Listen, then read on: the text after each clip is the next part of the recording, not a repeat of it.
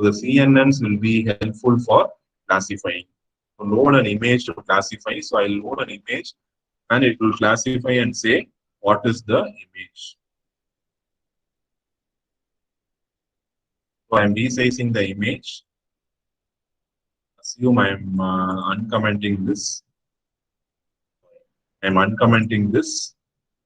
And when I run this section, I'm loading the image. It will classify with the label. With this net, I have to use the neural network. So that's why it is showing the error as net. So see here, I'll be commenting this. I'm commenting that, you get that.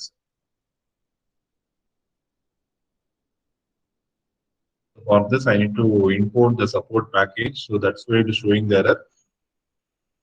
That is okay, fine. So it will actually, what happens is if I load this image, it will clearly say that this image is going to be a llama.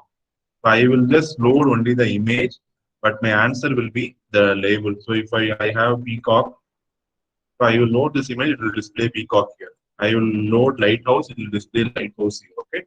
And finally, I will load the football and it will display football here. So that is how the CNN, it will learn the network and understand about the network and see what is the exact thing about the network.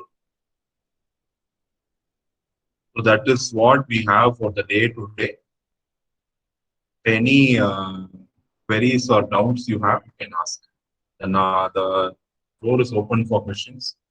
So today we have seen the basics of signal processing and the convolution. Tomorrow we will be seeing completely about filters and digital communication. How to transmit signals using a digital communication, how to receive the signal, what is the spectrum, what is the performance, everything we'll be studying in depth. That is the questions for tomorrow.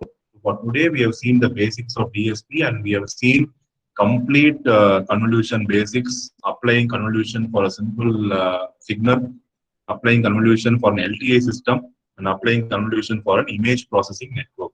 We have seen that now. Any doubts you have, you can ask for the day.